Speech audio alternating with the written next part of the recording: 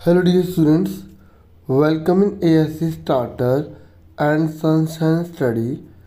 Dear student, मैं आपको बताना चाहूँगा कि आपका अब हिंदी का एग्ज़ाम है। क्लास 6 की बात कर रहा हूँ मैं। तो इस वीडियो में मैं आपसे सैम्पल पेपर जो है वो डिस्कस कर रहा हूँ, ठीक है। तो जो आपका सैम्पल पेपर है ना, उसी के बेस पर आपका जो है पेपर आएगा हिंदी का। लेकिन ये मत सोचना कि ये सेम क्वेश्चन आएंगे, ठीक है। कुछ चीज़ें चेंज भी होंगी, बस आप इसको अंडरस्टैंडिंग लो। इसमें जो चीज़ें आई हैं उसकी जैसे चीज़ की प्रैक्टिस करो, ठीक है। तो आपका 60 मार्क्स का रहेगा, 2.5 घंटे का पेपर होगा आपका। और यहाँ पर ना कुछ निर्देश दिए गए हैं। जैसे प्रश्न पत्र 2 खंडों में है, खंड का और खंड ख, ठीक है। खंड का में बहुविकल्पीय प्रश्न है, मतलब MCQ में, ठीक है। और जिनमें से केवल प्रश्नों के ही उत्तर देने हैं आपको, जिनमें बोला गया, मतलब जैसे 4 में से 1 ठीक है तो वही आप बताएंगे जो ठीक है। या अगर कोई ऑप्शन दे रखा तो आप उन 2 में से 1 करेंगे। खंड ख में वर्णनात्मक है, आपको उनका आंसर वर्णन करना होगा, बताना होगा, ठीक है। और अगर वहाँ पर विकल्प है तो आपको वो विकल्प मिलेगा। और फिर दोनों खंडों के प्रश्नों के उत्तर देना कंपलसरी है। लेकिन ये बोला गया कि कोशिश करना कि प्रत्येक खंड के प्रश्नों के उत्तर क्रमशः दीजिए, मतलब आप लाइन से सारे उत्तर देने की कोशिश कीजिएगा, ठीक है। तो अब स्टार्ट करते हैं। देखिए खंड का है, इसमें प्रश्न नंबर 1 है। अब जब पेपर में आएगा ना, आप प्रश्न नंबर 1 डाल के थोड़ा सा लिख के ऐसे डॉट डॉट डाल दो, फिर नंबर 1 लिख के उसका आंसर लिख देना, ठीक है। मैं पढ़ता हूँ। और ये जो पैसेज आपकी आएगी ना, पुरानी क्लास की आएगी, जैसे 5वीं क्लास की, जैसे राख की रस्सी वाला पढ़ा ना आपने, तो वहीं से। तो राख की रस्सी शीर्षक लोक कथा तिब्बत से संबंधित है, जिसे दुनिया की छत कहा जाता है, ठीक है। दुनिया की छत कहा जाता है इसको। फिर क्योंकि यह बहुत ऊंचे पठार पर स्थित है। पठार जमीन के ऐसे भाग को कहते हैं जो मैदान से ऊंचा और पहाड़ से नीचा होता है, या पहाड़ से नीचे होता है, इस तरीके से। तिब्बत के पठार पर खड़े हैं ऊंचे ऊंचे पहाड़ जो हिमालय का हिस्सा है। और तिब्बत के पठार पर कह रहे ऊंचे ऊंचे पहाड़ है जो हिमालय का हिस्सा है। अब देखते हैं आपने कितने ध्यान से सुना है, ठीक है। तो पहला क्वेश्चन है आपके सामने कि दुनिया की छत किसे कहा जाता है। तो 4 में से आपने अगर पैसे ध्यान से सुनिए तो दुनिया की छत तिब्बत को कहा जाता है, ठीक है। यहाँ पर देख सकते हैं। फिर नेक्स्ट स्टेप, पहले आप खुद ट्राई करना, फिर मैच कर लेना, ठीक है। पठार किसे कहते हैं? जमीन जो मैदान से ऊंचा और पहाड़ से नीचे होता है। रेगिस्तान को, ढलान को, या मैदान को? तो इसका आंसर क्या है? का। मुझे पूरी उम्मीद है सबका ठीक होगा। उसके बाद अब आ जाइए प्रश्न नंबर 2 पर। ये कह रहा है निम्नलिखित काव्यांश को ध्यान पूर्वक पढ़िए और पूछे गए प्रश्नों का उत्तर लिखिए।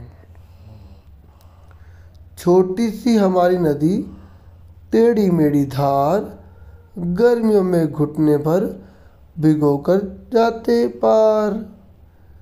पार जाते ढोर ढंगर, बैलगाड़ी चालू, ऊंचे है किनारे इसके, पाट इसका ढालू। पेटी में है झकाझक बालू, कीचड़ का नाम, कांस फूले एक पार, उजले जैसे घाम। दिन भर किच पिच करती मैना, डार डार, रातों को हुआ हुआ कर उठते सियार, हुआ, है ना। चलो अब हमने पढ़ी, अब ध्यान से आंसर बताओ। नदी की धार कैसी है? यहाँ पर नदी की बात करी थी ना हमने, तो ये लिखा ना, नदी टेढ़ी मेरी मेरी धार। तो आंसर क्या है? खा। देख के बताना है। हुआ हुआ कौन करता है? सियार। ठीक है, तो इसका आंसर सियार आ गया। अब प्रश्न नंबर 3 पर आ जाइए। तो यहाँ पर कह रहा है कि निम्नलिखित में से संज्ञा पहचानिए। बताओ संज्ञा किसे कहते हैं? किसी व्यक्ति, वस्तु, स्थान या भाव के नाम को संज्ञा कहते हैं ना। तो हम लोग, ये क्या हो गया? ये तो आपका हो गया सर्वनाम हो गया, है ना। और दिल्ली जो है ना वो है संज्ञा। ठीक है, तो हम इस पर टिक कर देंगे धीरे धीरे। ये क्या है? ये क्रिया विशेषण है। ठीक है, मोटा, ये क्या विशेषता है। तो हमारा आंसर क्या आ जाएगा? दिल्ली। ठीक है, खा आंसर आ गया। फिर नेक्स्ट है, निम्नलिखित में से स्त्री शब्द का पुल्लिंग शब्द पहचानिए। तो स्त्री का पुल्लिंग क्या होता है? पुरुष। ठीक है, फिर नेक्स्ट है, शेर का स्त्रीलिंग रूप पहचानिए। शेर का क्या होगा? शेरनी। ठीक है, तो आपको स्त्रीलिंग पुल्लिंग आते हैं ना, तो जिसमें लिंग बदलो, जिसे बोलते हैं ना लिंग बदलो, वही है ये। ठीक है, मोहन अच्छा लड़का है। वाक्य में विशेषण की पहचान कीजिए। तो मोहन अच्छा लड़का है, ये पूरा लिख दिया। तो जो संज्ञा और सर्वनाम की विशेषता बताते हैं ना, उसी को हम क्या बोलते हैं डियर? विशेषण बोलते हैं। ठीक है, तो आपसे पूछा गया है ना, तो यहाँ पर क्या आ जाएगा? अच्छा, क्योंकि लड़के की विशेषता क्या है? वो अच्छा है। उसके बाद 4th क्वेश्चन पर आ जाइए। तो ये आपकी बुक से है, तो इसको पढ़कर आपको आंसर देना है। ठीक है, चलो पढ़ते हैं। छुटपन में हमने शिमला रिज पर बहुत मज़े किए। बचपन वाला आपको पाठ पता है ना, वहीं से। घोड़ों की सवारी की। शिमला के हर बच्चे को कभी ना कभी ये मौका मिल ही जाता था। हम जाने क्यों घोड़ों को कुछ कमतर करके समझते, मतलब घोड़ों को हम ना बहुत कम वैल्यू देते थे, उन पर हम हंसते थे। ननिहाल के घोड़े खूब हृष्ट पुष्ट और खूबसूरत होते थे, मतलब बहुत ताकतवर होते थे। ननिहाल मतलब नानी के यहाँ के। उनकी बात फिर कभी करूँगी। तो यहाँ लेखिका कह रही है। ठीक है, और शाम को रंग बिरंगे गुब्बारे सामने जाखू का पहाड़। तो यहाँ बता रही कि शाम को रंग बिरंगे गुब्बारे देखने को मिलते हैं, और फिर उसे जाखू का पहाड़ देखने को मिलता है। अब पहला क्वेश्चन है कि छुटपन में लेखिका ने कहाँ मज़े किए। बताइए, छुटपन में लेखिका ने कहाँ मज़े किए? देखो, आप पैसे में से बता सकते हैं। ये लिखा है शिमला, तो इसका आंसर क्या है? गा। ननिहाल के घोड़े कैसे थे? कैसे थे बच्चों? हृष्ट-पुष्ट और खूबसूरत। तो यहाँ पर खूबसूरत लिखा, वो आंसर आ जाएगा। ठीक है, फिर नेक्स्ट है, लेखिका को शाम को क्या मिलता था?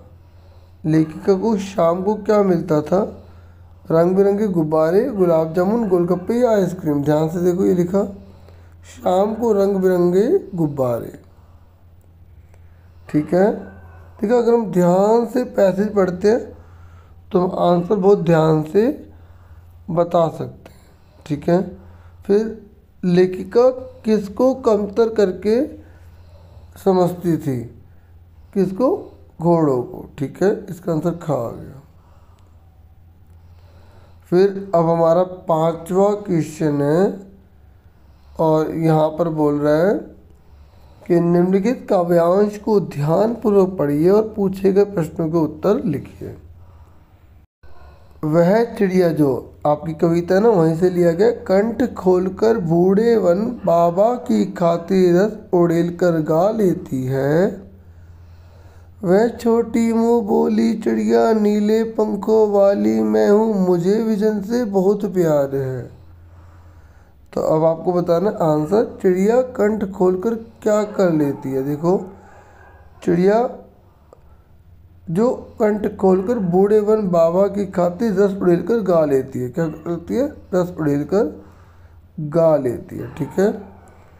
चिड़िया किसकी खातिर गाती है? चिड़िया किसकी खातिर गाती है? वह छोटी मुँह बोली चिड़िया नीले पंखों वाली मैं हूँ, मुझे विजन से बहुत प्यार है। ठीक है। और देखो, वह चिड़िया जो कंठ खोलकर बूढ़े वन बाबा की खातिर, लिखा है ना, बूढ़े वन बाबा की खातिर, मतलब जंगल है ना उसकी खातिर। ठीक है। तो इसका आंसर का आ गया। ठीक है। आराम से पढ़ो और बहुत अच्छे से आंसर दे सकते हैं। कई बच्चे क्या करते हैं, जल्दबाजी कर देते हैं, जिसकी वजह से आंसर गलत हो जाते हैं। फिर चिड़िया क्या उड़ेल कर गा लेती है? देखो ध्यान से, चिड़िया क्या उड़ेल कर गा लेती है? रस उड़ेल कर। ठीक है। देखो बार बार दिखा रहा हूँ ताकि आप कर सको वैसे ही। ठीक है। ताकि अच्छे से कर पाओ, जल्दीबाजी मत करना। चिड़िया को किससे प्यार है? देखो से किससे प्यार है? खुले आसमान में उड़ना चाहते हैं ना, मुझे विजन से बहुत प्यार है। ठीक है। विजन से, ताकि वो खुले आसमान में उड़े। ठीक है। तो विजन से उसे बहुत प्यार है, इसका आगे खा। ठीक है। अब उसके बाद आपकी बुक की MCQ में है। ठीक है। तो इसको हम पढ़ते हैं। पहला क्वेश्चन है, निम्नलिखित प्रश्नों में आपको उत्तर देना। पहला है, वह चिड़िया जो कविता के रचयिता कौन है? मतलब इसे किसने लिखा है? तो इसके जो रचयिता हैं वो कौन है? केदारनाथ अग्रवाल। ठीक है। ये आप सबको पता होगा। फिर नेक्स्ट देखिए, चिड़िया ने अंडे कहाँ दिए थे? जो चिड़िया है ना, उसने अंडे कहाँ दिए थे? छत पर, कार्निस पर, मेज पर या अलमारी पर? ठीक है। ये जो नादान वाला है ना आपका लेसन, उसमें से लिया गया। तो चिड़िया ने अंडे कार्निस पर दिए थे। ठीक है। खा आंसर आ जाएगा इसका। फिर नेक्स्ट है, बचपन पाठ की लेखिका का नाम क्या है? जो बचपन पाठ है ना, तो उसकी लेखिका का आपको नाम बताना है। ठीक है। तो ये लिखा है कृष्णा सोबती। ठीक है। फिर केशव और श्यामा कौन थे? बताइए। भाई बहन, सहपाठी, पड़ोसी या दूर के रिश्तेदार? वो थे भाई बहन। ठीक है। देखो आपके एक तो केशव और श्यामा नादान जो है वो वाला दोस्त, और एक बचपन के पाठ और नन्ही चिड़िया जो है ना, ये वह चिड़िया जो, नन्ही चिड़िया नहीं, वह चिड़िया जो है, इनको अच्छे से कर लो। देखो 3 ही है और इतना कम, अगर उसके बावजूद भी आप नहीं करोगे तो एक गलत बात होगी। ठीक है। बहुत ईमानदारी और शिद्दत के साथ पढ़ाई करो। फिर नेक्स्ट है क्वेश्चन नंबर 8। ठीक है। तो यहाँ पर बोला गया सुख शब्द का विलोम शब्द क्या होगा? तो हम सब जानते हैं सुख का विलोम शब्द क्या होता है? दुख। ये इसका आंसर आ गया। ठीक है। हिरण शब्द का स्त्रीलिंग क्या होगा? उसके बाद है हिरण का आपको स्त्रीलिंग बताना है। तो इसका स्त्रीलिंग होगा ही, र, अणा, बड़ी की मात्रा। ठीक है। फिर कुर्सी का बहुवचन क्या होगा? कुर्सी का बहुवचन होगा कुर्सियाँ।